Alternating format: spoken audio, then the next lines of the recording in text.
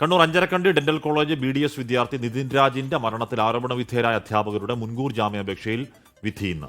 Pathology വിഭാഗം മുൻ മേധാവി doctor M.K. Ram, associate professor Sangeetha Nambiar എന്നിവരുടെ ജാമ്യാപേക്ഷയിൽ തലശ്ശേരി അഡീഷണൽ ജില്ലാ സെഷൻസ് കോടതി വിധി പറയും.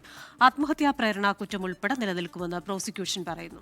ഗോകുൽ കെ വേണുഗോപാൽ കണ്ണൂരിൽ നിന്ന് വിവരങ്ങൾ വെച്ചിരുന്നു. ഗോകുൽ, അങ്ങനെ പ്രോസിക്യൂഷൻ പറയുമ്പോഴും ഈ പ്രതിഭാഗത്തിന്റെ വാദം നിലനിൽക്കുന്ന തരത്തിലുള്ള അറസ്റ്റുകൾ ഈ ലോൺ ആപ്പിലേക്കുള്ള കാര്യങ്ങളൊക്കെ പോലീസ് തന്നെ ചെയ്തു കൊടുത്തിട്ടുണ്ട്. ഗോകുൽ, ഹാഷ്മി, കഴിഞ്ഞ ദിവസം കേസുമായി ബന്ധപ്പെട്ട വിശദമായ വാദം നടന്നിരുന്നു. നിതിൻ രാജിന്റെ പിതാവ് രാജൻ ഉൾപ്പെടെയുള്ള ആളുകൾ കേസിൽ കക്ഷി ചേരുകയും രാജന്റെ വാദം കേൾക്കാൻ വേണ്ടി കോടതി കൂടുതൽ സാവകാശം നൽകുകയും ഒക്കെ ചെയ്തിരുന്നു. അങ്ങനെയാണ് ബുധനാഴ്ച പരിഗണിച്ച കേസ് വ്യാഴാഴ്ചത്തേക്ക് മാറ്റുകയും വിശദമായ വാദം നടക്കുകയും ഒക്കെ ചെയ്തിട്ടുള്ളത്.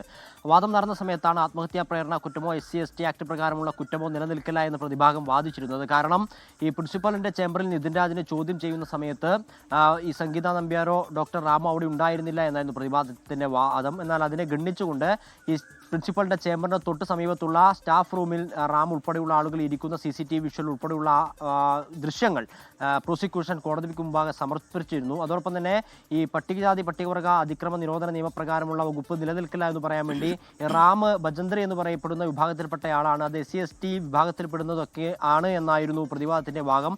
അതിനെയൊക്കെ പ്രോസിക്യൂഷൻ എതിർത്തിരുന്നു. കാരണം SC/ST കർണാടകയിലെ OBC വിഭാഗത്തിൽപ്പെട്ട വിഭാഗമാണ് എന്നൊക്കെയായിരുന്നു എന്നതിന്റെ തെളിവുകളൊക്കെ പ്രോസിക്യൂഷൻ നിതിൻ രാജിന്റെ പിതാവിന്റെ അഭിഭാഷകർ ഉൾപ്പെടെയുള്ള ആളുകൾ മുന്നോട്ടേക്ക് വെച്ചിരുന്നു. ഈ പറഞ്ഞ ലോൺ ആപ്പുമായി ബന്ധപ്പെട്ട കേസിനെ ഒതുക്കി തീർക്കാനും അധ്യാപകരെ സംരക്ഷിക്കാനുമുള്ള ശ്രമങ്ങളാണ് പോലീസും കോളേജിന്റെ ഭാഗത്തുനിന്നൊക്കെ ഉണ്ടാകുന്ന മാനേജിന്റെ ഭാഗത്തുനിന്നൊക്കെ ഉണ്ടാകുന്ന ആരോപണമാണ് പ്രോസിക്യൂഷൻ മുന്നോട്ടേക്ക് വെച്ചിട്ടുള്ളത്. ഇതിൽ അനുകൂലമായിട്ടുള്ള ഒരു വിധി ഉണ്ടാകുമെന്നൊരു പ്രത്യാശ കൂടി കഴിഞ്ഞ ദിവസം പ്രോസിക്യൂഷൻ പങ്കുവച്ചിരുന്നു. ആ കേസിലാണ് ഇന്ന് 11 മണിക്ക് ശേഷം വിധി ഉണ്ടാവുക. കഴിഞ്ഞ 10-ാം തീയതിയായിരുന്നു നിതിൻ രാജിന്റെ മരണമുണ്ടായത്. മരണം സംഭവിച്ചതിന് ശേഷം 15 ദിവസങ്ങൾക്ക് ശേഷം ഇന്ന് തലശ്ശേരി അഡീഷണൽ ജില്ലാ സെഷൻസ് കോടതി വിധി പറയും. ഹാഷ്മി, ക്രിസ്റ്റീന.